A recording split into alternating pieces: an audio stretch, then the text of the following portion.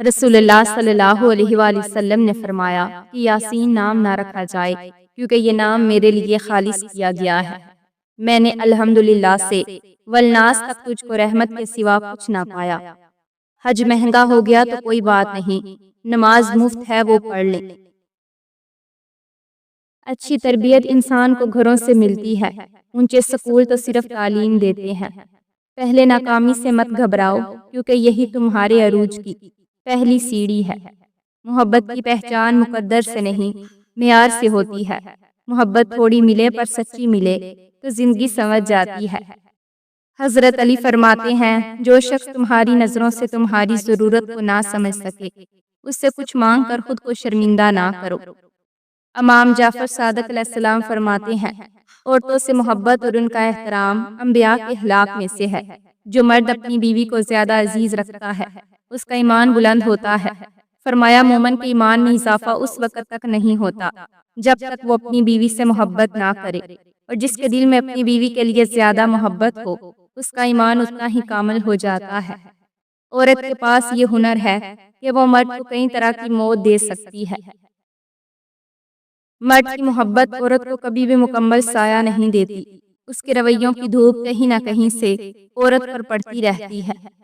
کم بولنے والا لڑکا اور زیادہ بولنے والی لڑکی ایک مکمل جوڑی ہوتی ہے۔ اپنی بہن چھپاؤ اور دوسروں کی بہن واؤ، اے ابن آدم ڈوب کے مت جاؤ۔ مرد عورت کا شکار کرنے کے لیے بڑی ہوشیاری سے اس کا پسند کا چولا پہنتا ہے، اور جب عورت کو حاصل کر لیتا ہے تو اپنے اصلی رنگ ڈھنگ میں آ جاتا ہے۔ عورت سمجھتی ہے کہ مرد بدل گیا، جبکہ وہ بدلتا نہیں، اپنے اصل میں ہی واپس آتا ہے۔ محبت سوال نہیں کرتی، ہمیشہ جواب مانگے گی، اور کبھی آپ سے یہ بھی نہیں کہے گی کہ صرف میرے ہو کر رہو، مگر کسی اور کا ہونے بھی نہیں دے گی۔ جتنا مل جائے قبول کر لینا چاہیے، ہو سکتا ہے یہ بھی ہماری اوقات سے زیادہ ہو۔ ہم تو گناہگار بندے ہیں، اس کا فضل تو ہر وقت ہمارے عیب چھپاتا رہتا ہے۔ عورت جھوٹی محبت نہیں کرتی کیونکہ اسے جسم کی ہوس نہیں ہوتی۔ محبت کرنا گناہ نہیں، محبت میں بہک جانا گناہ ہے۔ کہتے ہیں محبت میں سب جائز ہے، غلط کہتے ہیں محبت وہ جائز ہے جس میں پاکیزگی ہو۔ جب کوئی مرد تم سے نکاح نہیں کر سکتا تو اسے کوئی حق نہیں کہ وہ تم سے محبت کرے۔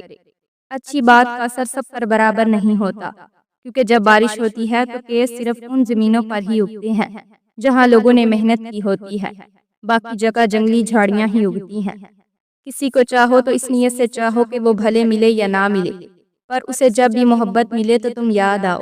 وہ نیکی بڑی معتبر ہے جس کا کوئی گواہ نہ ہو سوائے اللہ پاک کے۔ لوگوں کے ساتھ اپنے رشتے کو درخت کے پتے کی طرح سمجھو، جو رہ گیا پھل دے گا، جو گر گیا کبھی نہ آئے گا۔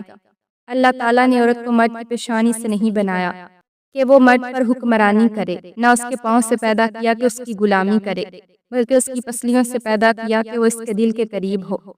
ہم نے طوائف کے علاوہ کسی عورت کو خود مختار نہیں دیکھا، اس لیے ہمیں ہر خود مختار عورت طوائف لگتی ہے۔ رشتے مفت نہیں ملتے، مفت تو ہوا بھی نہیں ملتی۔ ایک سانس بھی تب آتا ہے جب ایک سانس چھوڑ جاتا ہے۔